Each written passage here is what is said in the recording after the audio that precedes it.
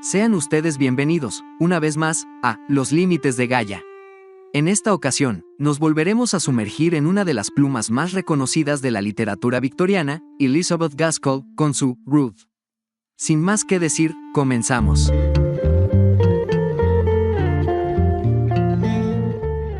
Sinopsis.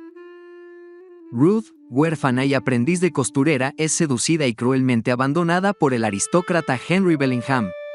Una vez, deshonrada, pierde su trabajo y es condenada a la exclusión de la llamada sociedad respetable. Sola en el mundo, llega incluso a pensar en el suicidio aún estando embarazada. En ese momento encuentra refugio en el hogar del vicario Thurston Benson, que decide esconder a todos el pasado de Ruth haciéndola pasar por viuda. Análisis. Ruth es la tercera novela elaborada por la escritora inglesa Elizabeth Gaskell, y está, entre bien, a secas, y entretenida. La historia nos pondrá, principalmente, en la piel de Ruth Hilton, una huérfana aprendiz de costurera de 16 años, misma que trabaja, junto a otras chicas, para una noble señora llamada Mason, una modista. Y, dado que Ruth, como otras chicas, son pobres, viven alojadas en la casa de la señora Mason, misma que sirve como lugar de trabajo. ¿Cómo es que llegó Ruth a este escenario? Ruth provenía de una familia marcada por la tragedia. Su madre, una mujer delicada y refinada, había crecido huérfana y se casó con un humilde campesino, el señor Hilton. Sin embargo, la felicidad matrimonial pronto se vio empañada por la enfermedad de la señora Hilton y una serie de desgracias que azotaron la vida del granjero: malas cosechas, pérdidas económicas y accidentes desafortunados. A pesar de todo, la esposa mantenía la esperanza y la fortaleza que sostenían a su esposo en los momentos más oscuros. Cuando Ruth tenía 12 años, su madre falleció repentinamente. Su padre, devastado, se sumió en una profunda melancolía, perdiendo el interés por la vida y los asuntos del campo. Con el tiempo, su pena lo consumió por completo, y la muerte lo alcanzó, dejando a Ruth huérfana y sin recursos. Pronto, los acreedores tomaron posesión de todo lo que una vez fue su hogar, dejándola con la incertidumbre de su futuro. El albacea designado por su padre, un constructor pragmático y realista, se hizo cargo de la situación. Sin mayores ambiciones ni afecto por la niña, liquidó las deudas y buscó un empleo para Ruth. Así, la joven se vio forzada a abandonar su hogar y entrar en un mundo desconocido. En su última noche en la casa familiar, lloró en silencio, sintiendo la pérdida de su infancia y la seguridad que alguna vez tuvo. Antes de que la verdadera trama comience, veremos cómo Ruth, junto con las otras chicas, sufre los impactos de las severas condiciones laborales de la época, como lo son, trabajar del amanecer hasta el anochecer, dormir muy poco, producto de los grandes pedidos que deben cumplir, estar constantemente expuestas a enfermedades sin la posibilidad de atenderse adecuadamente, etc. Por azares del destino, pero, sobre todo, de la trama, a Ruth le dan una especie de premio, entre comillas. Este consiste en la oportunidad de ir a un baile donde se lucirán los vestidos recién elaborados.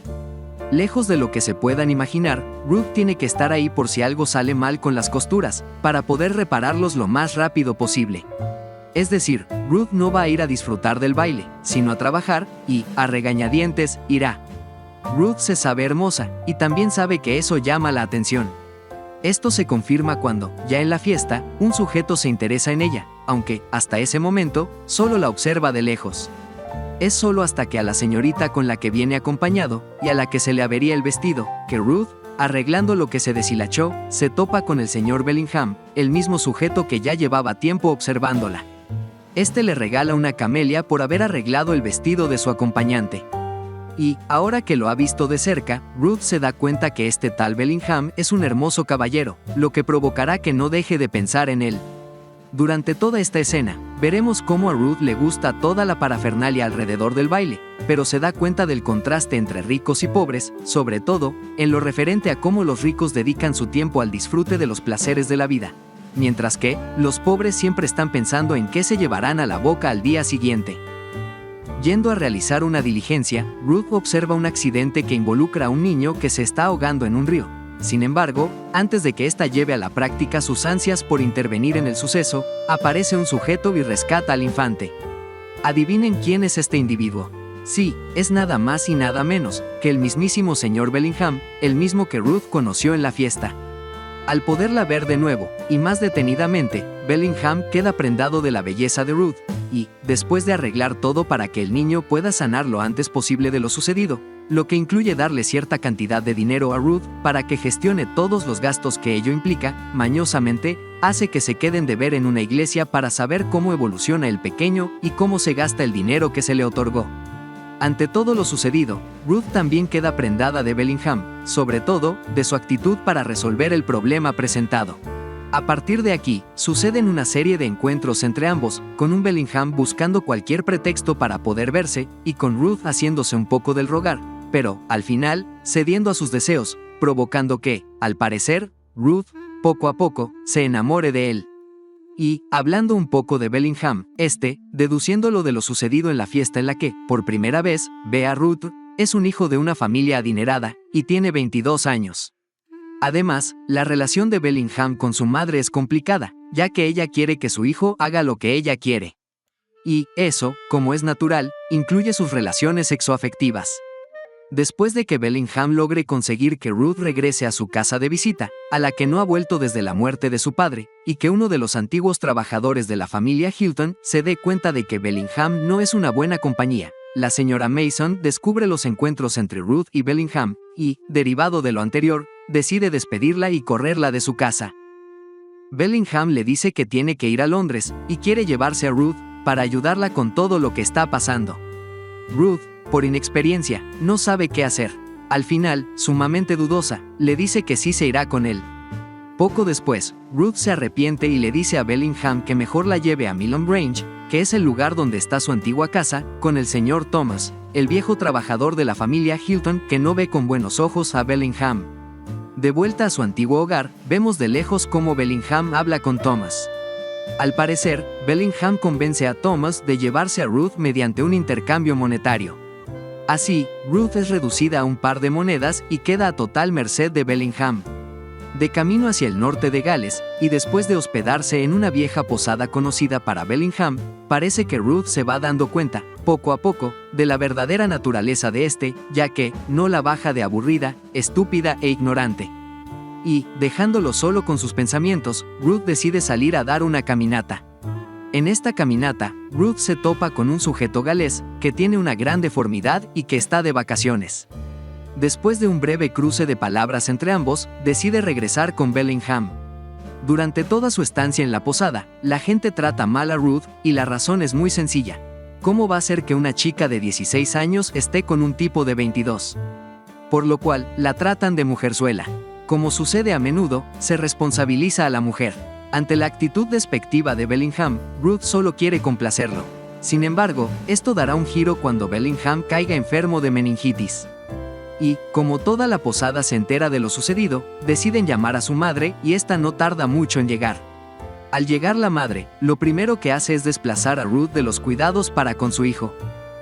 Esta, preocupada por su amado, está sumamente ilusionada para cuando él despierte, ya que, piensa, ingenua, que, cuando eso pase, Bellingham correrá a sus brazos. Bellingham despierta, y su madre inmediatamente le reclama su relación con Ruth, y Bellingham le dice que solo quiere que lo dejen en paz y que ya no quiere saber nada de Ruth. Así, y con la madre influyendo en su decisión, ella y su hijo acuerdan que se irán sin que Ruth se entere, no sin antes dejarle una carta lasciva a nuestra protagonista, junto con dinero para que no lo siga molestando. En un intento desesperado por darles alcance antes de que se escapen sin ella, Ruth se vuelve a topar con el tipo galés que conoció en aquella caminata, y, al no poderles darle alcance, ha decidido ayudarla. Devastada y en total indefensión, Ruth, en contra de su voluntad, decide quedarse una noche en la posada en la que se aloja el señor Benson, que es así como se llama el sujeto que conoció en aquella caminata. Y, por si fuera poco, Ruth cae enferma. Como el señor Benson no sabe por lo que ha pasado Ruth, asume que los Bellingham son amigos suyos, por ende, decide contactarse con la madre de Bellingham para pedirle ayuda. Así que le manda una carta. La misiva es contestada de inmediato y la madre de Bellingham le cuenta al señor Benson su versión de la historia, que es, como es natural para una mujer de la posición de su clase, que fue Ruth la que sedujo con sus artimañas a su pobre hijo, que le dejó dinero para que lo deje en paz, que él no quiere saber nada de ella, y, finalmente, que Ruth estaría mejor en una casa correccional, propuesta que, si el señor Benson acepta, ella misma estaría encantada de gestionar para que la ingresen. Por último, la madre de Bellingham ha decidido esconderle esta comunicación a su hijo para evitar cualquier intromisión futura de Ruth. Al no recibir la respuesta que esperaba, el señor Benson, de nombre de Pila Thurston, le escribe a su hermana, de nombre Faith, para que venga a ayudarle con la todavía enferma Ruth, y ésta le contesta que irá inmediatamente. Ruth despierta, y los hermanos Benson se enteran que es probable que se haya intentado suicidar. Además, está embarazada del señor Bellingham. Después de escuchar toda la historia de los labios de Ruth, los hermanos Benson han decidido ayudarla, para lo cual, la llevarán a su casa, haciéndola pasar por una pariente lejana, mujer viuda, y le cambiarán el nombre, para así salvaguardar su futuro social y del niño que lleva en el vientre. ¿Qué pasará de aquí en adelante con Ruth? ¿Los Benson podrán mantener el secreto por siempre jamás? ¿Qué hará Ruth para salir adelante? Tendrán que leer la novela para averiguarlo. Creo que es todo lo que les puedo decir sin caer en spoilers. Ahora sí, pasemos a otras cosas. El contexto de la novela es uno sumamente religioso, donde las mujeres no pueden tener relaciones sexuales sin casarse, ni, mucho menos, tener un hijo. Adicionalmente, como sucede en las novelas victorianas, se condena a la pobreza de forma despectiva. En términos simbólicos, Gaskell plantea un interesante ejercicio con base en la religión cristiana. En este sentido, y hasta donde tengo entendido, ya que, como saben, yo no soy una persona religiosa, el quinto mandamiento es el de «no mentirás». Sin embargo, ¿qué sucede cuando, bajo un contexto opresivo hacia las mujeres, la única forma de una posible redención es la mentira? Esto, ya que, si se sabe la verdadera historia de Ruth, es obvio que se convertiría en una mujer apartada de la sociedad, sin ningún tipo de perspectiva para el futuro, y ese destino, bajo este tipo de sociedad, alcanzaría inevitablemente a su hijo. Sabiendo esto, los hermanos Benson no solo le proponen mentir sobre su pasado, sino que lo llevarán hasta las últimas consecuencias, a pesar de que el señor Benson es un ministro eclesiástico. En este sentido, los hermanos Benson son creyentes de la redención de los pecados en la vida terrenal. Al respecto, la novela también va sobre la importancia de tejer lazos, con base en la compasión y la solidaridad, para salir adelante en los peores momentos de la vida, como lo es la maternidad en un contexto sumamente opresivo, como también lo puede ser el actual.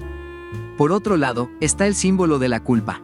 En este sentido, Ruth todo el tiempo se siente culpable por lo que ella asume que hizo, y constantemente piensa en que no merece ayuda de ningún tipo, no merece gentileza alguna, ni muestras de cariño, y que lo único que merece es la muerte, ya que, más que las ansias de morir, considera que es mediante esta que su pecado será exculpado, con lo que, al final, liberará de toda responsabilidad a su hijo, como si él hubiera tenido injerencia en lo que sucedió.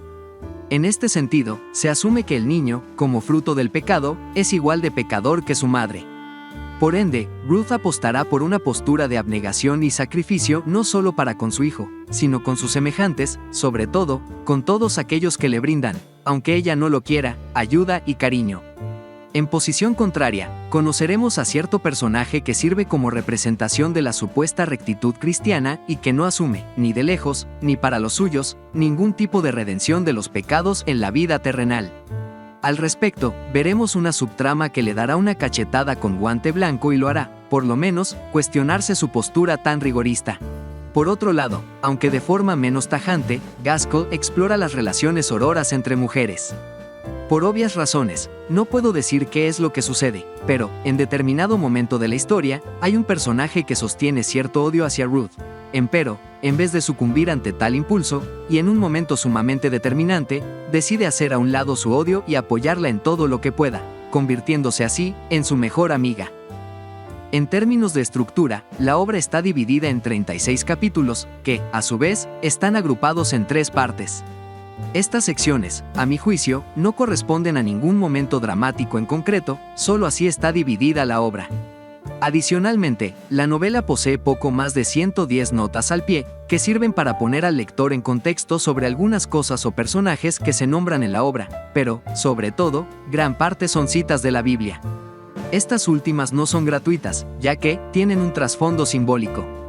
Quizá, las mayores 2 críticas que se le pueden hacer al texto es que, por un lado, y sin caer en spoilers, se siente repetitiva la actitud de culpabilidad de Ruth, esa postura abnegada, misma que, a mi juicio, hace que se sienta que le sobran páginas a la obra. La versión que tengo posee 570, empero, esta actitud decantará en el final de la novela, que tiene una fuerte carga simbólica y religiosa, que por obvias razones no puedo decir cuál es. Por el otro, hay un par de conveniencias en la trama para detonar conflictos, un tanto inverosímiles para la lógica planteada en la novela.